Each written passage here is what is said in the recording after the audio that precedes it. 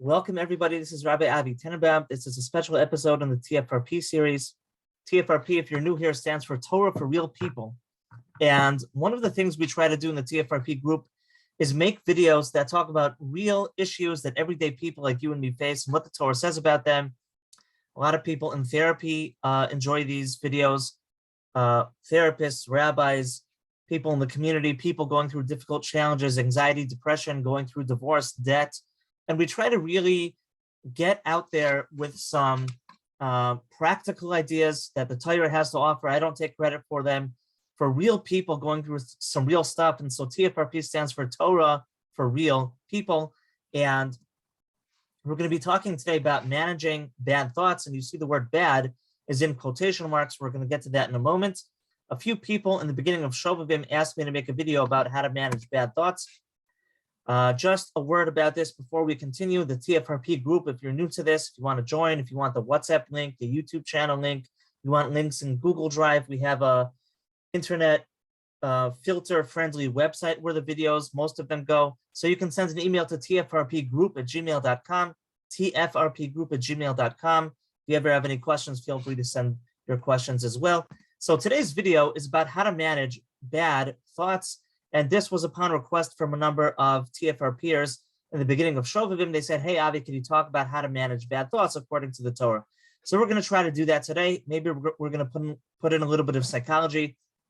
And you see that I put the word bad in quotations, bad. And the reason why is because when you examine this topic in the Torah, you see that from the level of Chazal, going all the way to the Achrayim and everyone in between, there's an idea that bad thoughts come to us, and it's not necessarily our fault. This does not necessarily have anything to do with us, yet at the same time, we're expected to manage those thoughts or react to them in a certain way. And that's what we're going to talk about today.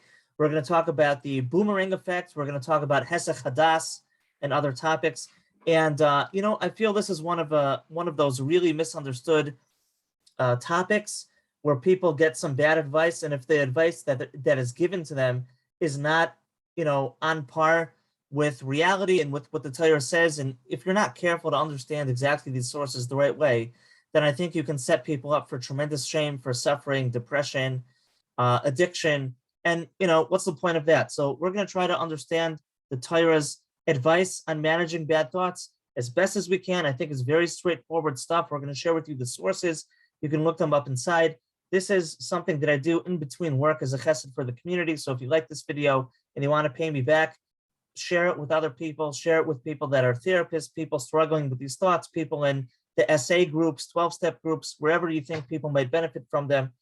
And, I'm not going to say that I brought every source in the world on this topic, but we definitely tried to, bring the main topics, and we're going to flush that out right now. So here, I'm just going to show this for a moment in case somebody wants to take a screenshot of this. You can also ask for this PowerPoint presentation at my email, and you see in the middle of the page here, avitenenbaumpfa@gmail.com, or we have tfrpgroup@gmail.com. Okay, just leave that for 1 second. Okay, so the first thing that we need to say is, if you look in the Sefer HaChinuch, Mitzvah Taf, Tes Zayin, and in Rabbeinu Bechaya, Parshas Nitzavim, and in other places, the Rishonim, they're talking about, Hashem is not an angry, evil God. He's not looking to punish us and to set us up for failure and to ask us things that we're not able to handle. And that wouldn't be fair and that wouldn't be right. And we have free will, and we have the ability to make good decisions and bad decisions. And therefore, if God is asking us to be careful with the types of thoughts that we have, right? Because in the Torah, you're not supposed to have bad thoughts. So if God is asking this from us, that means that it's somewhat in our control to have better thoughts, worse thoughts, and to somehow manage this. And whatever we're about to say and whatever the Torah asks of us, it has to fit into the human experience, because if it doesn't, then the Torah makes no sense. People that talk about it in a way that don't make sense are doing a chil Hashem. They're misrepresenting the Torah, and they're doing a disservice. Real people like you and me, we have bad thoughts. And the question is, how do we deal with them? What do we do about this? And so says the Chinuch and Taf Tes Zayin and Rabbeinu Bechaya and Nitzavim, that there are all sorts of thoughts that come to a person. And we're going to use a modern word today, which is not from Freud, but from even before, the idea of the subconscious. We have a conscious mind, which consciously goes out of our way when we decide to think something, to do something. And then we have what's called the subconscious mind. And those are the thoughts that kind of come to us when you're minding your business, you're doing your thing, you're shopping, you're learning Torah, you're trying to lie down in bed, you're davening Shemona Esrei, and all of a sudden, all of those thoughts come to you. Those are the subconscious thoughts. And those thoughts are mentioned in the Sfarim. It's in Rav Dessler, it's in many different Sfarim, and it's not the topic for today, and people know it from Freud, but of course it's also in the Torah, because everything is in the Torah. And so we have a lot of sexual thoughts, bad thoughts that come to us from the subconscious mind. And so says the Rishonim, the Sefer Achinuch, Rabbeinu Bechaya, and others, that when I go out of my way to create bad thoughts, that's certainly a sin. But when I'm minding my business and then a bad thought comes to me from my subconscious mind, this is not what the Torah is talking about, that I'm going to get punished for that, that there's something wrong with that, because what did I do? I didn't participate in that. I had nothing to do with this. Yet at the same time, we're expected to manage or react to the situations that we're in a Torah-dic way. And so even though maybe I didn't conjure the sexual bad thoughts, I didn't create them, I didn't bring them upon me, but now that they're here, I'm expected as a Ben Torah to deal with those thoughts in an appropriate way and somehow do something about that. And as we're going to see later on, the Torah approach to what we do about this is going to be called Hesech Hadas, which I'm hesitant to translate right now, but we're going to get to that later today in the shir, in the class. And we're going to first say what it doesn't mean, because I think the world very much misunderstands it. We're going to say what it doesn't mean. We're going to bring 6 sources for what it doesn't mean. And then that's, I think, going to help us understand what it does mean. Okay, and by the way, if you're new to TFRP, I recommend you watch all the videos from number 1 till now. We're up to video 25 about, and all the videos kind of work with one another. So that might be helpful to you. Now, the second thing we're going to say from the Sfarim, and then maybe we're going to see this through the slideshow presentation as we jump through this. Here's that chinuch we told you about. Here's Rabbeinu Bechaya we told you about. If you want these slides, ask in the email. We have other ideas that we find in the Sfarim that really reflect the human experience. We have the idea that the mind is always working. Our mind is always running, even in our sleep. We have the idea that you can't think 2 thoughts at once. We have the idea that you are where you think. We have the idea that the mind keeps coming back and kind of knocking on your door of temptation over and over and over. And this kind of reflects our experience, right? If you ever doubt it, if you have subconscious minds, I invite you to lie down in bed, and before you know it, it's 11:30 at night, you worked a little bit more than usual, or you got a big test coming up, you're making a wedding, or you're going through a divorce, or who knows what. And, you're having all those thoughts, those racing thoughts, or you're davening Shemona Esrei, and the thoughts are just coming up and getting in your way and distracting you. A lot of times with my clients, I invite them to sit for 3 minutes and just notice their breath going in and out. And before you know it, they see tons of thoughts coming their way that they didn't choose to have. Like, when is this silly exercise going to be over? And what am I going to eat for supper? And how am I going to get home? And is it going to rain? All sorts of thoughts. And those are thoughts coming from the subconscious. And the point of that is that there's a part of us where thoughts come to us, and that's meant to know about, to remove the shame from us having sexual bad thoughts. As we're going to see soon in Chazal, it actually says in Chazal,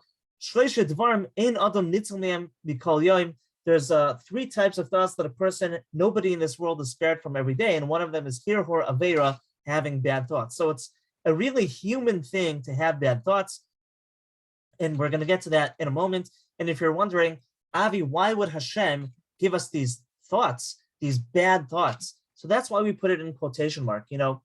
I think the introduction to this class is that Hashem gave us the ability to have a sexual side to us.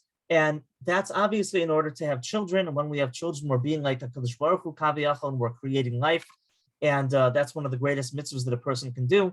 And we also know in Chazal, wherever you find a place where a person can fall or misuse this side of himself, this side of sexuality and bad thoughts, then also that's how he earns his kedusha, right? Because if I tempt a person in this area and he stands in that temptation, he becomes kadosh, he becomes holy. And Hashem says, Anshe Kodesh Tiyuli, I want you to be a holy people. You are the children of a Kadosh Baruch Hu, you're very special, you're very holy. And the way that we become holy it's not just handed to us for free. Part of that is something that we have to earn. We have to stand up to that reputation. And so part of that is having a dark side to who we are, and then using it creatively, using it to create life, using it, with the energy that it brings to do proactive and good things, yet at the same time, not to misuse it. And we get a lot of schar when we have these types of bad thoughts, and we don't go that direction, and we don't try to fall down in that place and to do bad things, and we try to gently, positively, with a smile, bring our mind to somewhere else. We get schar for that. We become pure. We become holy. Okay, so a lot of parts of this are going to fit into place over the course of this class. But having a sexual thought doesn't mean we're bad. It doesn't mean that we're perverted. It doesn't mean that Hashem created us broken. That part of who we are is what makes us beautiful and makes us holy. The fact that we're able to make good decisions and we're able to withstand temptation, overcome the Yetzer Hara. It also makes us godly that we're able to use those parts of us to create life, to build families, and to do great things. In fact, that energy you find in Chazal. I'm not going to get into this now, but it does not only to create life, but it gives us energy to do a lot of other things as well. It helps to build buildings and be creative and create things in the world. So we're not getting into that now, but there are some sources that seem to indicate such an idea. So, that's part of who we are, and it's okay that we have that part, but we have to manage it properly.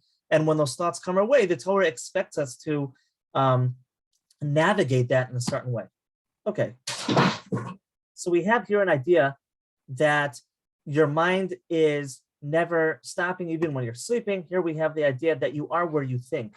And I think what this is referring to is that, and this is a very famous Baal Shem Tov concept. If you look in the Sefer Tzavas Harivash, it appears there many times. The Maggid of Medrash says this over, the Toldos Yaakov Yosef, he says this over from the Baal Shem Tov. And if you ever read a story about somebody who was in Auschwitz, somebody who was taken captive by the enemy, somebody who was in the Russian Gulag, and he's in captivity of some sorts, and he's all the time stuck in one place. His predicament isn't good, but his mind is somewhere else. He's dreaming one day of getting to Eretz Yisrael. He's thinking about his loved ones. He's thinking about serving his country and willing to die under the torture of the enemy, to never give up the state secrets. He's willing to die and to be a patriot, right? And he's thinking about something else. So he's physically here, but he's thinking about something else. And this is one of the ideas that not only the Baal Shem Tov says, but one of the things he's very well known for is that you are where you think, right? So if you're davening Shemona Esrei, but you're thinking all about work, so you're kind of like at work, right? And you're not really with your sitter.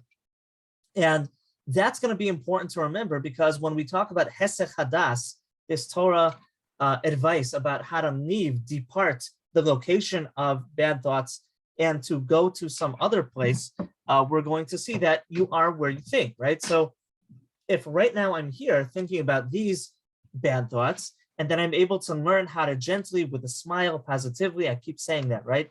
Go gently and non-judgmentally to somewhere else without anxiety, then now I'm somewhere else instead of in that first place. And so you are where you think, and there's a skill that you can develop to kind of get really good at that. And that's what the Torah is expecting us to do, is to manage what we take into our minds and how to show up to situations where we have these types of thoughts and what to do about them. And one of the things that we find with people that have a lot of sexual thoughts that are kind of pounding on their door, banging on the door and driving them bananas, and they keep coming back and keep coming back. You have this idea where, they don't come just one time and then leave. And you don't know exactly when they're coming and when they're going, because we said that they come from the subconscious. And so here's a sikha from Rav Nachman and Chaim Moharan Taf Kof Lamed Hey, where Rav Nachman says that the Yetzer Hara, and his mashal here of the Yetzer Hara, is like a person that comes and knocks on your door, and you're not supposed to answer.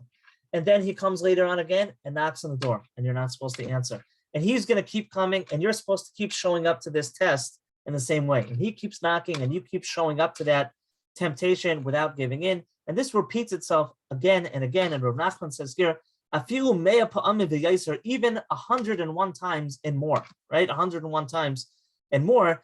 That the thought keeps bouncing around your head, keeps following you everywhere you go and pestering you and going with you. And you're supposed to deal with this. And this is not something that you're supposed to expect is just going to magically vanish after 3 times, after 5 times. It might follow you 101 times. But Rav Nachman says if you're persistent, eventually the Yetzer Hara is going to go away. But the question is, how do you go about dealing with this situation? We didn't really say it, but there's a very wrong way to deal with it and a right way, and we're getting closer to talking about that. So here is the Keser Reish of Rav Chaim Volozhin, the prime student of the Gra, right? And this is also in, I'm just looking at my notes over here. We have the Gemara in Bava Basra Kuf Samach Dalet Amud Beis. We have this in the Keser Reish Kuf Lamed Vav. It says Machshava Ra'a, bad thoughts. Gam Harishonim Leinitzlu Mizeh. Even the people that lived in the time of Chazal, they also had these thoughts, like it says in the Chazal, Bava Basra Kuf Samach Dalet Amud Beis. Gimel Dvarim Ein Adam Nitzlu Mehem Kol Yoim Iyun Tefila Hir Har Aver V'Lashon Har. So you see, even in the time of the Rishonim, which here is, I think, referring to Chazal, when Chazal spoke about this Gemara in the Maseches Bava Basra, even those people had sexual thoughts every single day.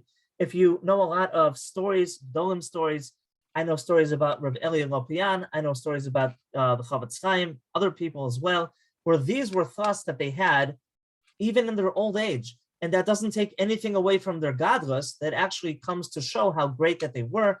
A lot of stories about this. I'm not going to get into that now.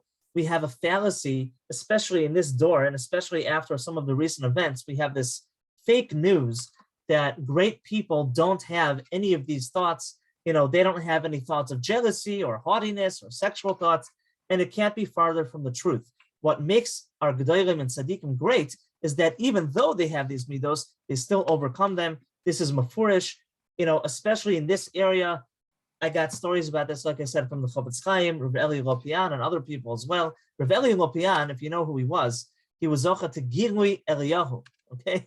So we're talking about a person who had Gilui Eliyahu, and he was telling his Talmud in the famous story, if you ever heard of it, there was a student that wanted to go to a mixed wedding, and of course at this mixed wedding, as you can expect, there was going to be a lot of eye candy, as they call it, a lot of things that were going to be very tempting and enjoyable to look at, and it can cause a lot of bad thoughts. And even just looking at it is forbidden in the Torah.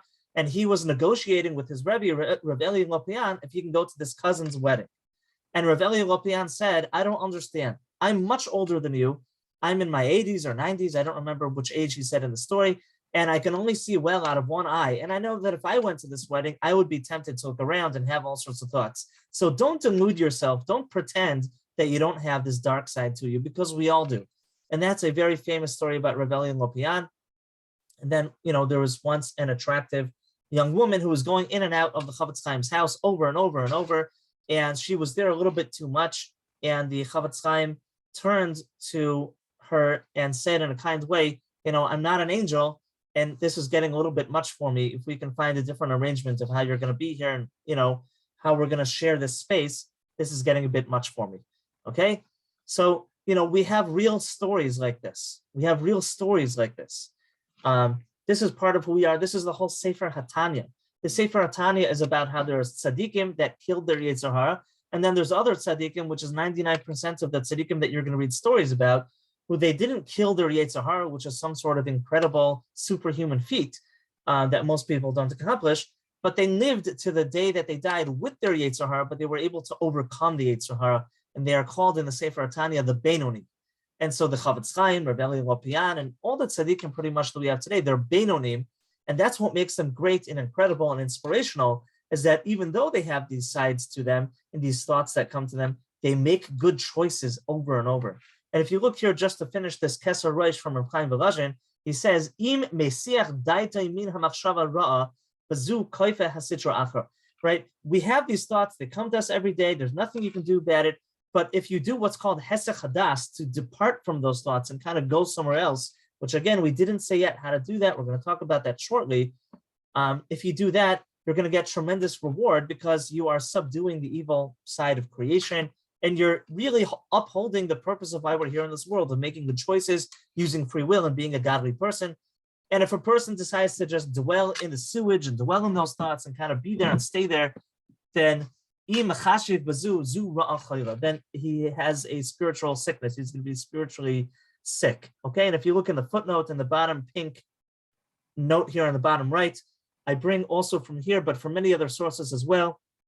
If you look in the Ezer Makudish, Even Ezer Chaf Gimel Gimel, the Arvi Nachal Parshas Vayera, Derech Pikudecha of the Bnei Yissaschar and Mitzvah Lam and Hey, many sources Rabbeinu Bachaya Nitzavim we started with, they say again that if a thought comes to you, this is not some sort of avera. But once it came to you without your participation, now we are expected at that point by the Torah to manage that and to deal with that. So the fact that we have sexual thoughts, bad thoughts, we're not going to be punished for this. But the fact that they came to us and we decided not to do anything but drink that up and kind of encourage that to be there and embellish that and enjoy that, get drunk on that, that's going to be a problem. And that's what the Torah is saying. At that point, you're going to have to manage it and make a good decision. And when you do that, of course, you're going to get tremendous reward. Okay, so the next part in this talk is there's a chazal. If you look in Maseches Yoma Chavtes Amud Aleph, it says, Herhure Avera Kashim Me Avera. It's a very interesting chazal that it says that if a person has bad thoughts, that's worse than the actual act of doing bad things with other people itself, right? There's forbidden relationships that a person's not allowed to have sexual relationships with other people. And very mystifying chazal, because I'll say that if you have bad thoughts about these things, that's worse than the actual act of doing these things with other people. Now, obviously, that can't be true in the level that those things have a very serious penalty. Eishes Ish, Nida, all sorts of stuff like this. There's a very serious penalty in the Torah all about this, right? So it's not saying that if you have one bad thought, it's worse than if you actually carried out the deed. But what it's saying is that if you have the bad habit of having these bad thoughts all the time and embellishing them and drinking them up and enjoying them and encouraging them and egging them on to come and creating them, you make this whole video studio in your mind of creating these thoughts all the time and just thinking indiscriminately about every person you see at every Shabbos meal, every wedding and in the street and on the bus. If you do that, then in the end, you're going to end up doing more of the forbidden actual relationships than if you wouldn't have this bad habit, right? If a person just one time fell in a forbidden relationship, physical relationship, of course, this would be a very, very serious thing. And of course, you can always do tshuva. Go look at the first 24 videos. We're past those videos, but we spoke a ton about tshuva and about when great people fall and about how our mistakes have to do with Hashem's plan and all that stuff. So check that out. But of course, we can do tshuva. But a person who somehow falls one time and then digs himself out of that is going to be better off, practically speaking, than a person who's going to develop the very bad habit of living in this fantasy world, thinking, and in the end, that's going to lead him to more physical relationships and physical sins. And that's one of the pshatim in this Gemara in Yoma Chavtes Amud Aleph, Herhuri Avera Kashim Avera, that these thoughts of sin are worse than the actual sin itself. We have another pshat from the Moreh Nevuchim, just looking on my paper to see where it is. Moreh Nevuchim Gimel Ches. The Rambam there says in Moreh Nevuchim that what makes us great, what makes us incredible and beautiful and human is that we have free will, we have bechira. This distinguishes us from animals, this distinguishes us from angels. And, and where do we have free will? In our arms, in our legs. So we have free will in our minds. And when we use our minds to make good decisions, then we're a godly person. And therefore, the most godly part of our whole physical body is our mind. And when we abuse that by letting all sorts of impure thoughts go in there and to think inappropriate things that are beneath the great dignity of the holy people that we are, then we are misusing that. And that is considered a grievous thing. And that's like Herhuri Avera Kashim Me Avera. It's kind of like, if you're in the army, if you're in, the Israeli army and you have a uniform and you have special lapels and pins in your shoulder, and the prime minister walks by and you take the pin and you just throw it in his face and spit on it, right? So you didn't give trade secrets to the enemy and you didn't kill soldiers from your side or do anything bad like this, but you did an incredible disgrace to your country. It's something that's very grievous as an act. So maybe it's not illegal. I don't know what the laws are. Maybe, technically on paper, it's not the worst thing that you can do, but in a way you've disrespected the very essence of what you're meant to be doing in that situation. And this is our mind. And we had a great TFRP about suicide prevention and the Tselem Elokim. And this is the idea of the Tselem Elokim. I highly recommend you watch that video. That was our previous special episode. At least a whole hour on that was about preventing suicide in the Torah. And then the second hour was all about how the godly, beautiful part of who we are is this ability to choose and to think in our mind. And so the Rambam says, let's keep our minds clean. Let's keep it pure. I believe that the chinuch we mentioned earlier in Taf Tes Zayin says this as well. And, I have some family members that have a company car for their work, right? So I have one that he's a plumber and he's got a truck for his work. I've got a family member who he's a crane operator, and he also has a truck for his work as well. And, it's kind of like, imagine that your mind is like the company car.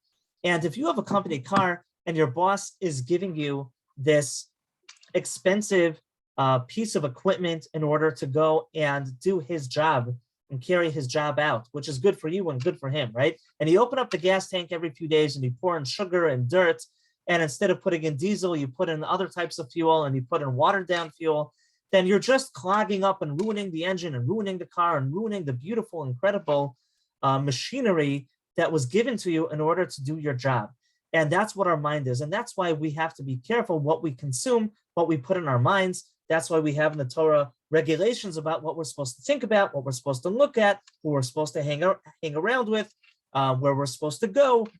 This is all in order to ensure that we keep ourselves in optimal spiritual fitness so that we can be the greatest, holiest people that we can be and reach our potential and change the world and do all the things that we're meant to do in this world.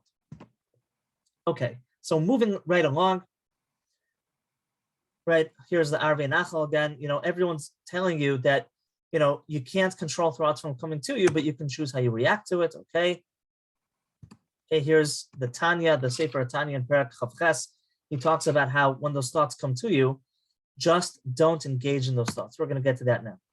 Okay, so the Torah says, Hesech hadas, be mesiach das. If you look in Shulchan Aruch Chav Gimel Gimel, the Shulchan Aruch in the Even Ezer is saying you're not allowed to have these thoughts and bring yourself to where you have bad thoughts, but if you have them, do what's called Hesech hadas, diverting your attention.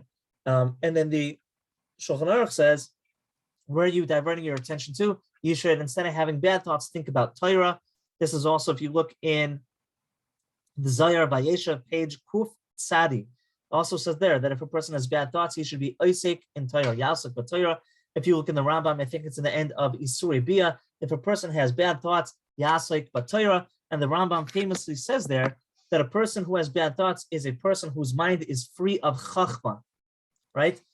It's a person who he's not thinking about anything else, he's not engaged in anything else, and so he's kind of just here having these thoughts and drinking them up and enjoying them and being in this kind of fantasy mind space instead of engaging in the world, engaging in Torah, engaging in chachma. Okay. So you have here a very interesting medrash, and I usually try to be very, very makpid to look every single thing up inside. But I actually made this video earlier this week, and there was a problem with it. That's why we're sending it out late. So this is my round 2 over here. So I didn't get a chance to look this up yet.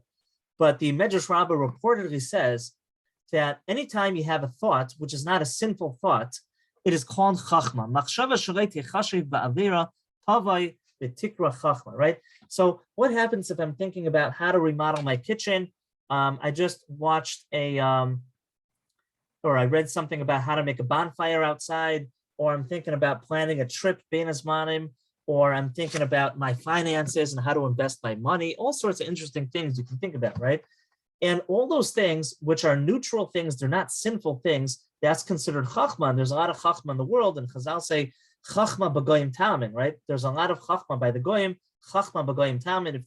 If the goyim, if it seems to be that they have chachma, yeah, sure, believe that. They have a lot of chachma out there, right? Now, the Torah talks about how we're supposed to learn Torah whenever we can. And a lot of sources say if you're having bad thoughts, go think of Torah. That's true, but it's certainly permitted and recommended to think about anything virtually that's going to help to get you out of bad thoughts.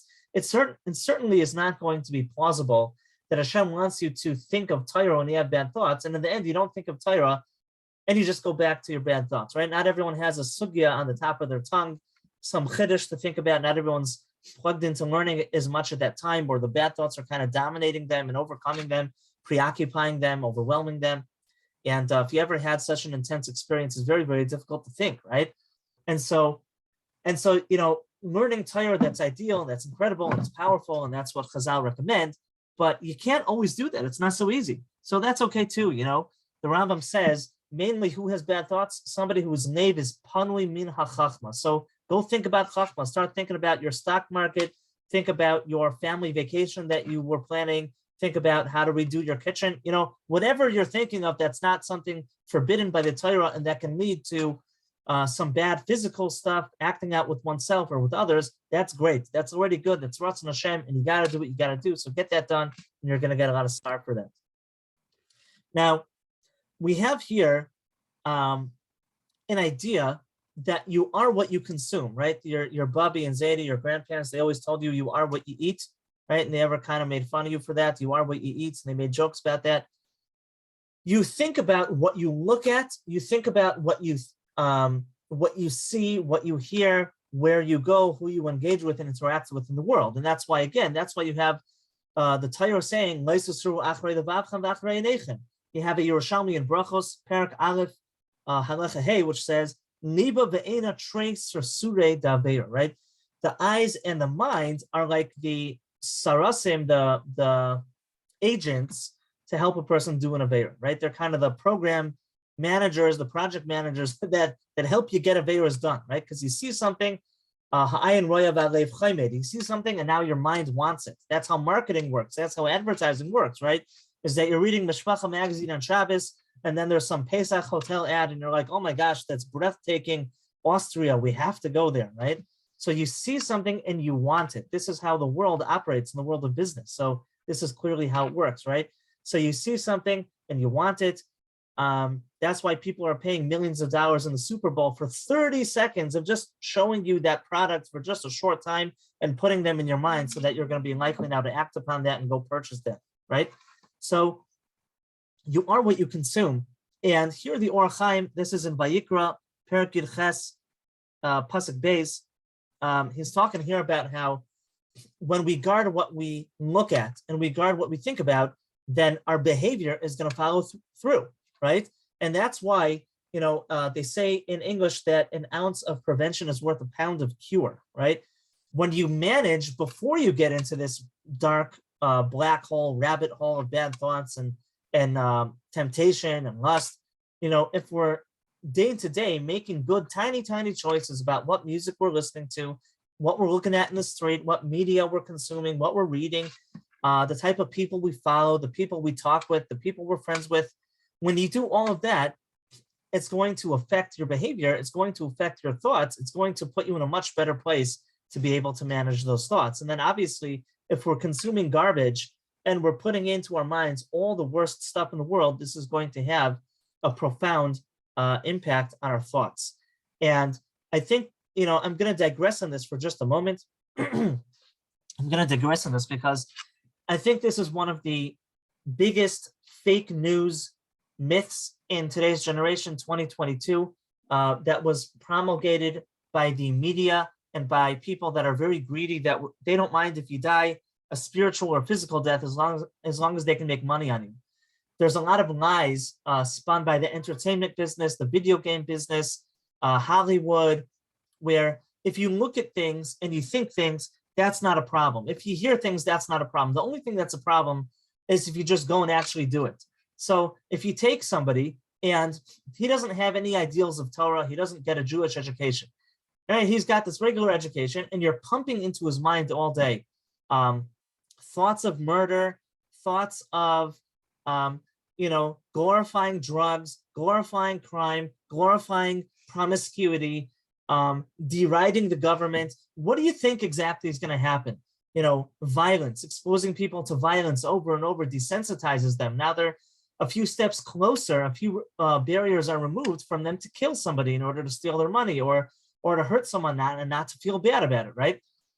If you follow the story of Columbine, the Columbine school shooting, which back when I was a kid, that was like a big story. And the shooters, it seemed like, of that school shooting were influenced by a game called Doom. If you ever played that game, you remember that game, you grew up in the 90s, Doom, right? D-O-O-M. And there was a big talk back then of, no, it can't be the fact that you take machine guns and you mow everybody down every second in a video game, hour after hour, day after day, and there's blood and gore and guts. there's no way that that can affect your behavior, right? Wrong. There's a great book called On Killing from an army psychologist named Colonel David Grossman. Fantastic guy, big expert. I actually was merited to have some email communications with him. And Colonel David Grossman wrote one book called On Combat and another book called On Killing that are very important books in the world of armies and law enforcement, because if you want to protect your family and there's a danger, chas v'shalom, what do? You call 911. Well, who comes? Some policeman, and that policeman has a gun. And if there's a credible threat and the law allows it and encourages it, and this is the right decision, he's going to have to kill somebody. But that's a hard thing to do. You don't want to ever be in that situation. It's not easy morally to just go and pull the trigger and murder somebody and end their life. Now, sometimes the Torah requires this. Sometimes the Torah wants you to save your life or the life of others by ending somebody else's life. But the question is, how do you bring yourself to do that? So Colonel Grossman, a psychologist in the army, wrote a whole book called On Killing, because they found that soldiers during World War II, only 15% of soldiers were willing to pull the trigger at the Japanese soldiers or at the German soldiers. And that's pretty bad, because if you have 100% of soldiers in the Pacific and European theater of World War II, and only 15% of your soldiers are willing to pull the trigger, then your army is only 15% as big as he thought it was, and that's a serious issue. They found that through studies, and that was very alarming. And so by the Korean War, they were already developing methods of how to get soldiers to be more desensitized on killing the enemy so that they'll be more willing to shoot them and protect the sovereignty of America, or wherever they're dispatched and whatever their mission is. And then when they got to Vietnam War, I believe the statistic was 95% of soldiers were willing to pull the trigger and to kill an enemy. And that sounds like a bad thing, but that's actually a good thing, because otherwise, if you have soldiers that can't kill your enemy, then what's the point of having an army? And then you're not safe. And the Torah legitimizes the idea of being safe, right? But the point of what we're saying now is that the way they desensitize people to harm others is by exposing them to tons of media and pictures of blood and gore and shooting and video games, and dehumanizing other people, and making it as if they're a bunch of roaches, and then just stepping on them and giving them nicknames and kind of just laughing at them and belittling the idea of taking the enemy's life. And when you do that, it makes it easier to take that person's life, and it removes those barriers, those moral barriers that we have.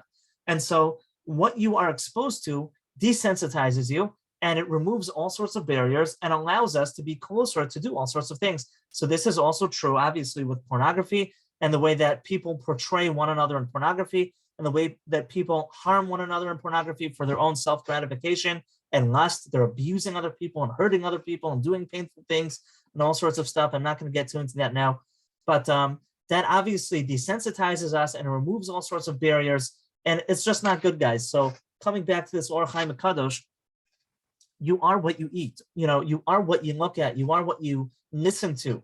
And so we got to be careful with what we're looking at, what we're doing, what we're engaging in, what we're consuming as a person in this world. There's halachas in the Torah about this, and it's also just logic, and it's also science.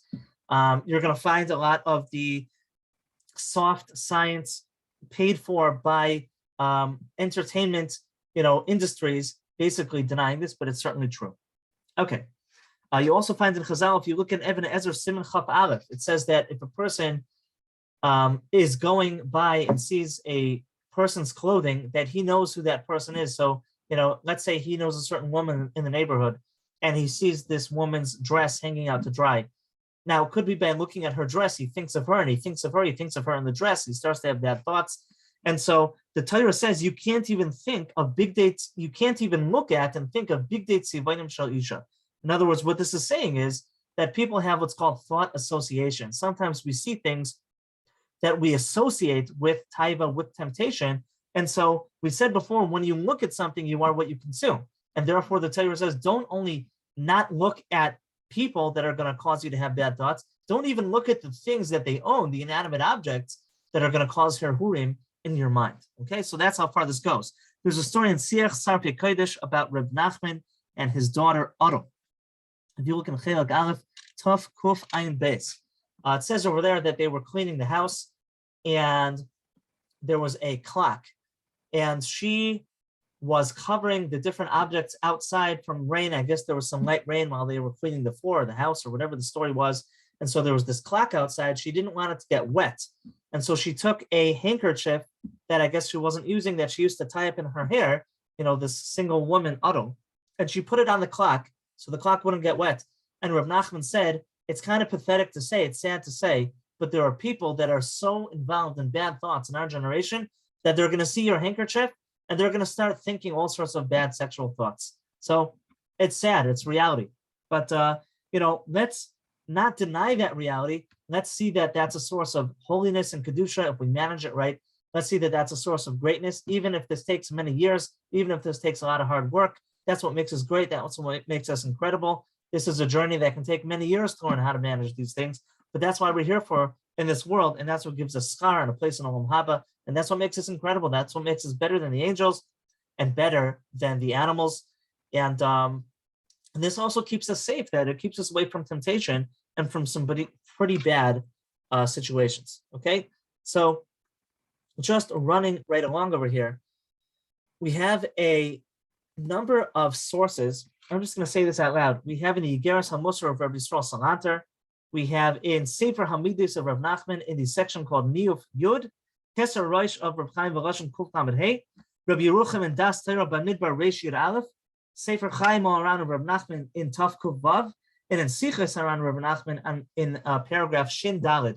In all these 6 places, and if you forgot what I just said, just ask me for the presentation, I'll send it to you. In all these 6 places, from Litvish sources, from Nachman, everywhere you can look, they talk about what I am going to call the boomerang effect, which is that when I tell you, don't think of pink elephants. So what are you going to think about? Pink elephants, right? Because when I say don't think about something and you're looking over your shoulder all the time to see if you're thinking about it, then you're still thinking about it.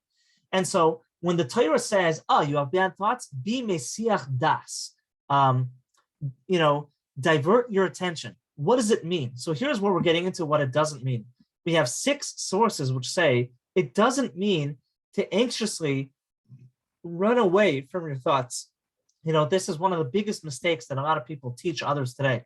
You're supposed to anxiously run from your Yetzer Hara for your life, be in a panic, run as if a big rabid dog is running after you. You know what happens when you do that and you relate to the Yetzer Hara and bad thoughts that way? Is you create an anxious and anxiety relationship with those thoughts. And all these sources that we just mentioned from the greatest Bali Musar and Hasidus and all these different places, all these famous mashkichim, they say if you do that, it's just going to come back with a vengeance. When you try very, very hard to run from something and not to think about something, and you're dealing with it, then you're still with it. And if you're still with it, it's going to come back. It's going to burn on you even harder. And you're not going to be, leaving this location to some other mental location. That is not what we're talking about with Hesed Hadas. And that's why I said before in this video, this is so important if you're a mashgiach and yeshiva listening to this, or somebody like that, or a therapist. It's so important to realize we program our brains and our minds to relate to things according to how we show up to those situations, right? So if I see a dog, and every time I see any dog, I run for my life and I panic, I'm going to develop some sort of anxiety to dogs, and even to little dogs and dogs that can't hurt me, right? And so if we have such a relationship with our thoughts, we're going to create an anxious relationship, and that's not going to be good. That's going to be one more reason to give in to bad thoughts and to, arayas and all sorts of bad things. And it's certainly not going to help us to deal with these thoughts at all. So, so what we're trying to do, here's all these different sources we mentioned before, just literally running through them. Here's another one. Here's another one. Here, it says over here. Zeh haklal. Here's Rav Chaim Veloshin. Kol ma sheyigdoras atzmai v'yifron shmira'iyah. Right? The more that he intensely fights his Yetzer Hara and pushes away and separates from it with this energy and this battle and this struggle, then the more it's going to come back with a vengeance and it's going to burn in him like fire. So instead, what does he say to do? Just daven to Hashem, be relaxed, go out into the street and just do what you got to do. And that's what all the Sfarim say here. Here's another source, another source. All these sources say that don't make that anxious relationship. Instead, Learn how to notice the thought that you have and then gently kind of just go about your day. Keep engaging in the present moment. If you learn mindfulness, there's a lot of great tools today, acceptance and commitment therapy, mindfulness, urge surfing. All these modern psychological tools are talking about how to teach a person to do exactly what these farmers are saying. Here's another one here. It says here in Tuf Kuv Vav, if you look on the left side of the page, what's going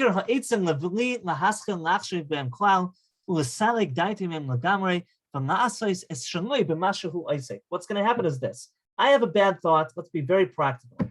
Let's say a bad thought comes to me, and here it is. It's kind of sitting on my shoulder, and I can't just get it to go away by command and force it to go away and fight with it and make a big deal about it, because we just said from 6 sources that if I do that, it's going to stay there. It's going to be reinforced, and it's going to make it worse, right? So that's not what I'm trying to do. So what I'm trying to do is I'm going to let the bad thought just sit here on my shoulder like a little parrot, and I'm going to keep going about my business, and he's going to keep being here, and I'm going to keep going about my business, and he's going to keep being here.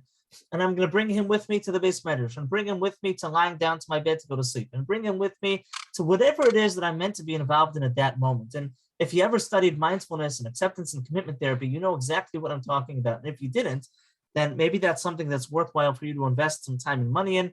If you want to do an online course, Russ Harris has what's called the Happiness Trap course. And I don't usually mention psychology in these videos, but I am a professional. I know about this stuff, and this is kind of my expertise.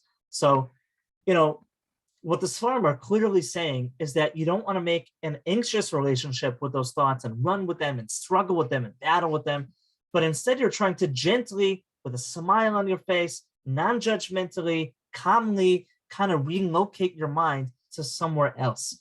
And so it's not about running from something as much as it's about just calmly going to something and going to wherever you were going to go. Now, I could talk about this for 2 hours. I could talk about this for 10 sessions with clients. I'm not going to get more into this now, but this is the general concept of what the Torah is trying to paint here. And this is so dangerous because if we as Rabbanim or Ashkichim or therapists don't teach how to manage thoughts in the right way, we're going to be reinforcing that problem and making a very, very negative relationship with those thoughts. And it's not going to get anywhere. It's just going to make it worse. We're going to be reinforcing those problems. But if we teach people how to be calm and to put a smile on their face and to gently kind of, you were engaged in this thought, okay, well, can you bring your attention somewhere else? Can you try to show up to the present moment over here instead? Because we said you can't think 2 thoughts at once, the Sfarim say, and the Sfarim say that you are where you think, right? If you're in the Russian gulag, but you're dreaming about getting one day to Eretz Yisrael, then you're in Eretz Yisrael, right? So if you're having bad thoughts, but you're, I call that a tsunami of thoughts, a thunderstorm of thoughts, but you're trying to bring your attention to some interesting thing you learned recently, and that could be in Torah, or something interesting your friend told you about, or planning a really nice trip, or shopping, and maybe even it's just noticing your feet walking on the ground, right? If you ever learned about a mindfulness meditation. So that's kind of what we're talking about here. Don't get engaged and fight in this whole thing, but instead bring yourself to somewhere else. Here's some more sources on this as well. Here's an important sikha from Rav Nachman. There was a technique brought down by Chazal and also by many Musar Sfarim Hasidus that if a person is very, very into something, too much into something, in fact, and he's got a big taiva, big lust and temptation for it, then there's a technique found in Chazal to make that disgusting to yourself. Try to make it disgusting to you. Try to make it not wanted to you. Try to view it in a negative way.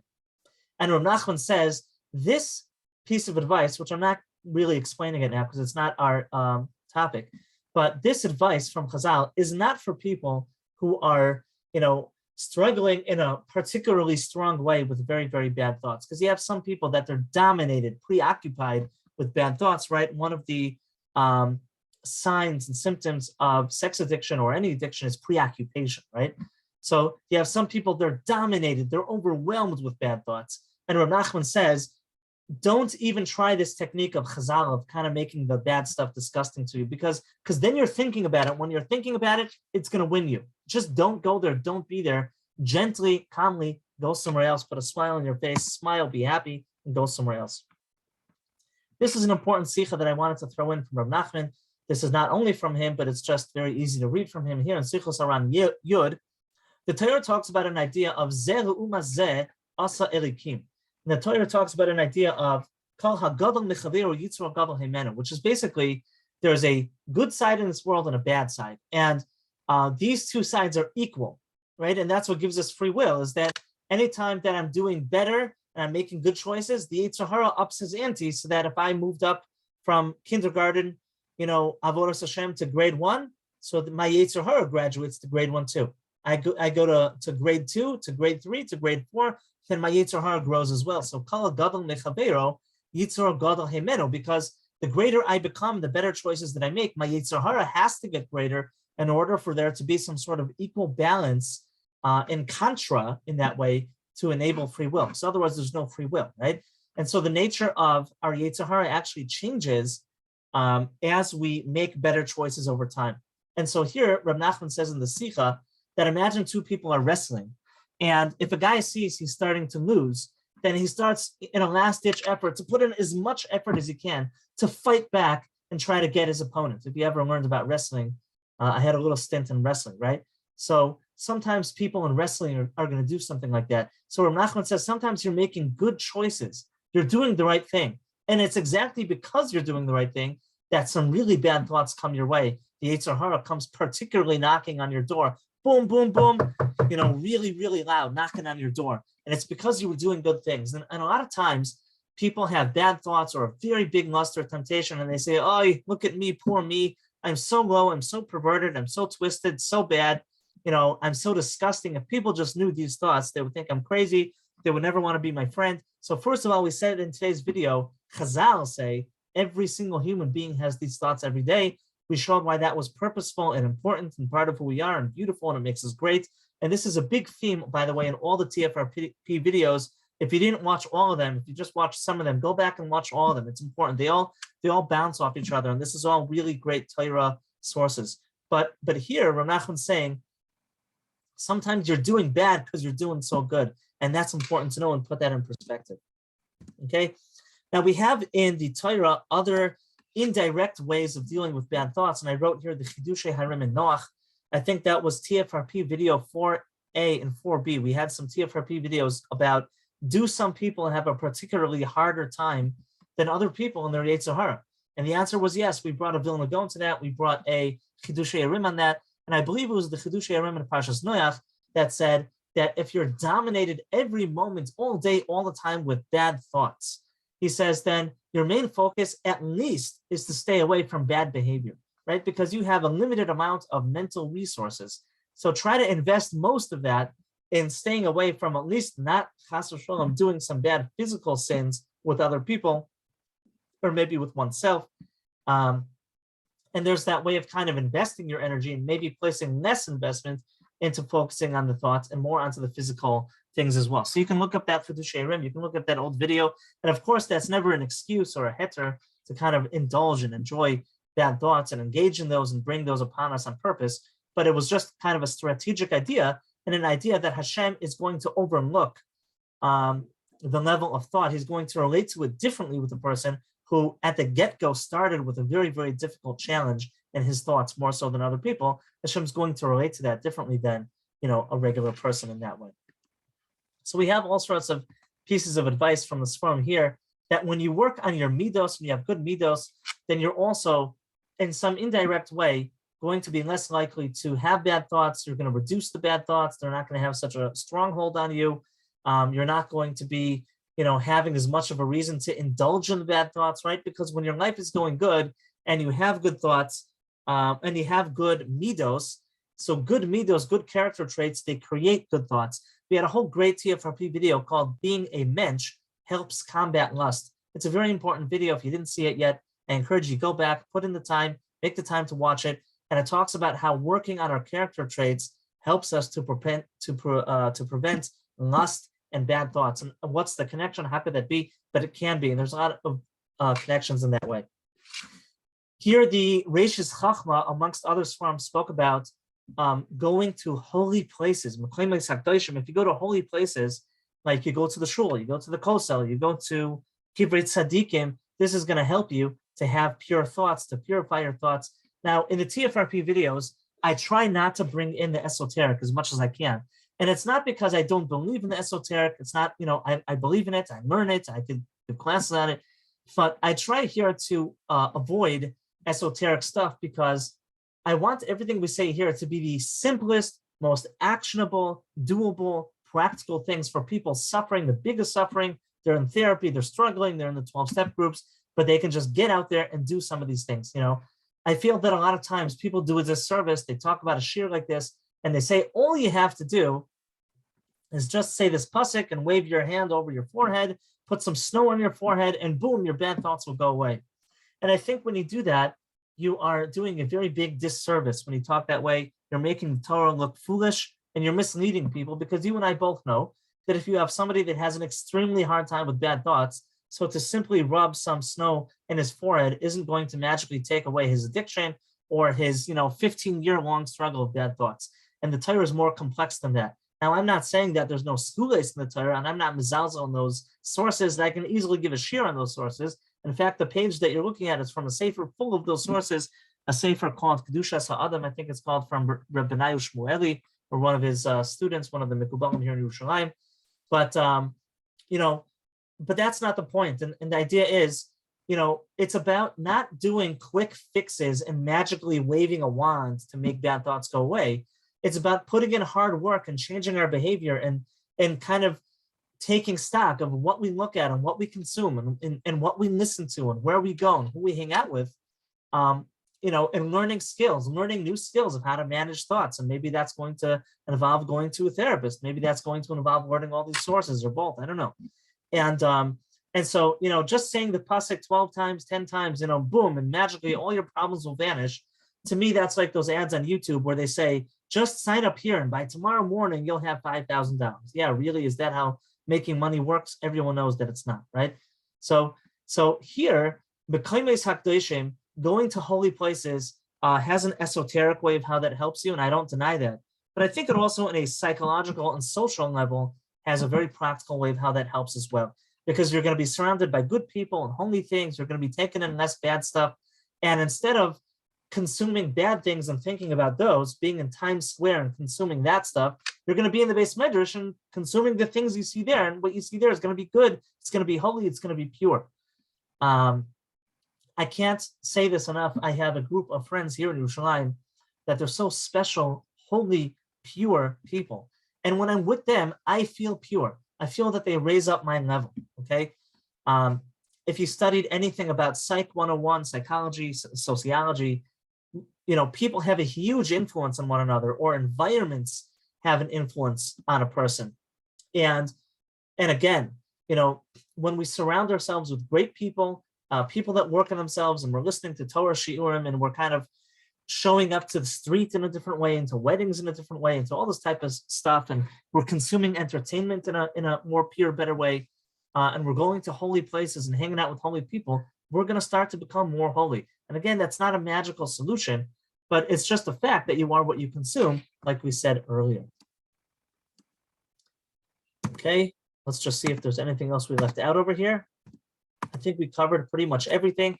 There's a lot of sikhas about what should a person do if they have bad thoughts during davening. Now, why would this even come to be? So it's because, there are moments in your day where you're very, very conscious, right? You're having a conversation with somebody and you're kind of spontaneously thinking about what to say. Like right now, I'm kind of just not working with the script. I'm kind of just making up along as I go based on the things that I learned, what to say. But there are other times when you're engaged in things where you did this so much that you're able to slip into the subconscious. So sadly, we do that during Shmona Esrei, right? Because mitzvahs hanashim milumada, right? We kind of do mitzvahs. We're supposed to do them consciously and enjoy them and, really be connected with Das. And that's something that maybe we'll talk about in a future video. But a lot of times you and I both know that we just slip into the subconscious. And before you know it, during Shmona Esrei, we're thinking about what somebody told us an hour before. We're thinking about paying that parking ticket, the things that we have to go shopping for before the snowstorm, whatever, right? And so it's a very prone time when bad thoughts, sexual thoughts, are going to come our way during davening. And so there's a lot of Sfarim that wrote things about this. If you look at Netanya, Perak Chavches, here in Sichos Haran Ayin Beis. So here, Rav Nachman talks about, amazing, I'm not going to get into this now, but how it's important, how Hashem made it this way and arranged it, that it would just work out this way, that when you pray, bad thoughts will come to you, and there's actually a benefit to that for prayer. He talks about this here. Check it out yourself. This book is also translated in English by Rabbi Aryeh Kaplan in the Breslov Research Institute. It's called Rabbi Nachman's Wisdom, I think. So the reason why I brought it is just because in the end of Sicha Ayin Beis over here, if you look on the left side of the page, on page Ayin Aleph, he says, where is it over here? He says, Pnimius machshavta is a nishar kaim bechinas atzas Hashem hisakom. Oh, sorry. If you look at the bottom of the other page, Hanu pnimius hanakudish abaleit mashu bepnimius hamachshava mistavin lispal Hashem yisbarach levad. And he says over here that even when you're dominated with thoughts and you're just being carpet bombed with thoughts, and there's a tsunami of thoughts every moment, bad thoughts and more bad thoughts and more bad thoughts, and maybe just neutral thoughts and distracting thoughts. He says, remember deep, deep down inside that you're just a good person trying to do the right thing. And that's, we're going to throw in some mindfulness here. In the world of mindfulness, there's some part of you called the observing self, that deep, deep part inside of yourself that's able to be aware and notice all of the other thoughts unfolding as they come out. And so Rav Nachman here is saying, as you're sitting in this Shemona Esrei and you're being dominated with bad thoughts and confusing thoughts, just remember that underneath all that, the one who's watching all this, he's the person that wants to serve God. He wants to be close to God. He's a good person. And don't worry too much about the bad thoughts coming your way. And remember the nature of who you really are. You're just a great person. You're a great human being. And part of being a human being is having the dark side of us, which is what makes us holy and makes us great. Okay, I'm kind of running through this. Anything else over here? Here's an interesting, if you're a therapist or if you know somebody that struggles with obsessive compulsive disorder and things like that, here's an interesting sichos around about exposure therapy in Tuf Kuf Mem. Check that out. Okay, so I hope this was helpful to you, this share. I'm just checking on my page if there's anything else we didn't say over here. I think we covered pretty much everything. Okay, oh, we forgot a very, very important stipler, right? So we said from the Shulchan Aruch, and we said from the Zohar and from the Yerushalmi, from many sources, that if a person has bad thoughts, he should redirect his attention to Torah.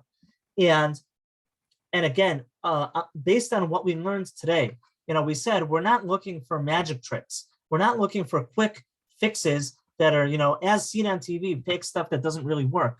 We're looking for things that actually are going to help, because if we don't look for eitzes for managing very, very bad thoughts with incredible intensity and frequency, to all sorts of people that are going to watch this video and struggle with these thoughts from this year till Mashiach comes, we're doing a big disservice. We're making the Torah look stupid.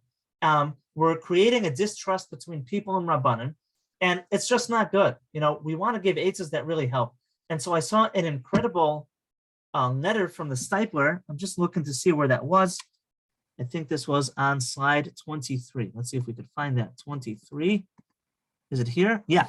Okay, so this is from the Sefer of the psychologist Makubal, Rabbi Greenwald, who I think he passed away, lived in Yerushalayim, American, right? So he put a compilation out in a book called Eitzos V'Adrachos of all sorts of psychological advice that the stipler gave to people in his letters. And one of the things that the stipler is writing here to a person who is dominated with some very confusing thoughts and bad thoughts is he says, Ubarar bli safek, and if you look in the middle of the page, there's these two green dots.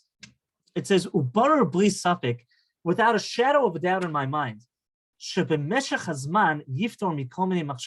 if a person learns Torah, then eventually, and I'm going to repeat that 3 times, eventually, I'm going to do it again, eventually, this is going to help a person to change from having all these bad thoughts. In other words, the eitzah of Chazal of have bad thoughts, go learn Torah. That is not a quick fix.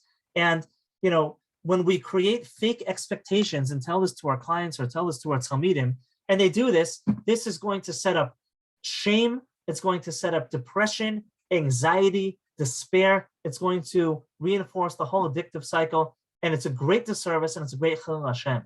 But when we're able to understand, it takes time to work on the Yetzer Hara. It takes time to become a great person. It takes time to learn how to develop free will, which we have great videos on this in the TFRP series. Please see from video 1 till now. There's a lot of great stuff out there in the videos that we put out. These things take time. There's no quick fixes, and we have to be resilient.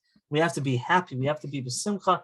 We have to understand that part of what makes us beautiful and great is that we put in that time and we're trying and doing what we can to work on this. So yeah, we should learn Torah and let Torah change our thoughts and purify our mind and put good things in our mind and all that stuff.